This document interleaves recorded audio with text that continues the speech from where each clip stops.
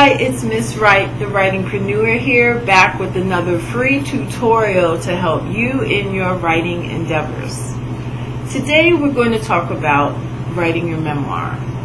Memoir writing is an art in itself, and some say that memoirs are the fiction of the future. Telling your story is really an incredible vehicle to reach people and connect with people in a way sometimes that arguably so fiction may not be able to. Because there is a difference when you read something that's a story in the essence that it didn't actually happen versus something that actually happened in real life. And you feel subconsciously when you're reading memoir, especially if it's really good, that you know this person, that there's a certain human connection that takes place. And you can't really get that in another type of genre. Other genres are more for fantasy and role-playing and imagining yourself or living vicariously through other people in other scenarios. But with memoir, one of the questions that I get a lot is, what about my family? A lot of people really hesitate to do memoir writing because of fear of rejection or annihilation from people that would be in their memoir, mainly family members. And it is a very common question and concern. Talking about people who are very intimate in your life, be it your mother, your father, your brother or sisters. These are things that are very sensitive. But there are ways for you to approach it that could lessen the sting of it a bit. The first thing that I recommend, and I've actually done with ghostwriting memoirs for clients, is name changing. There are a huge benefit to switching names around, especially when you're talking about people you know, and also to avoid any legal repercussions. So if your father's name is Stan, you can call him Dan.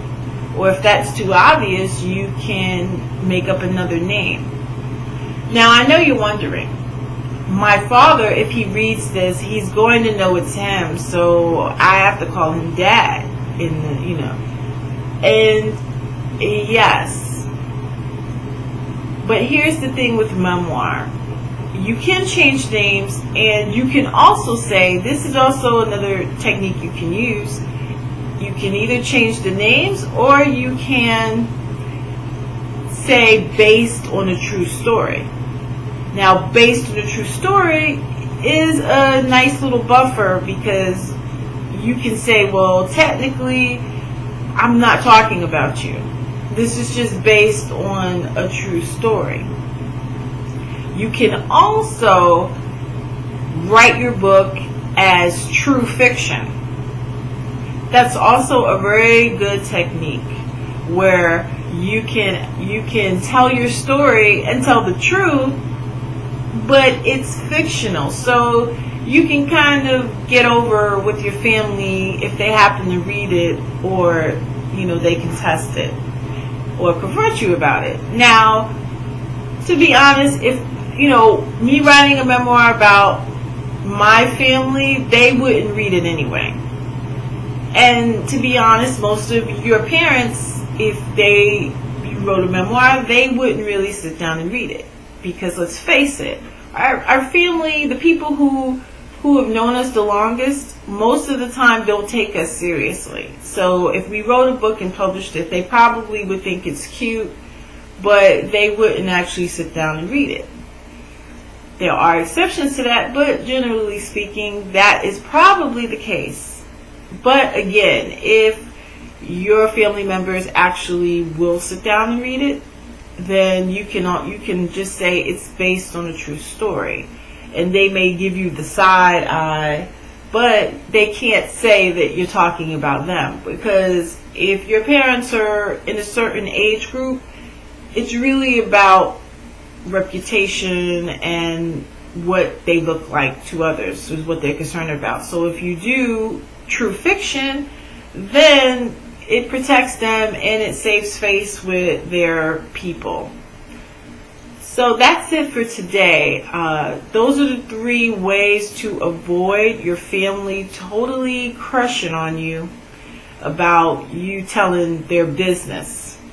So again, you can follow me for more free tips, tutorials, and check out my services available for you at Right Side Up on Twitter, and my website is thewritingpreneur.com. You can check. I have free book downloads on there. Lots of great information. So check it out. Until next time, keep writing, keep living.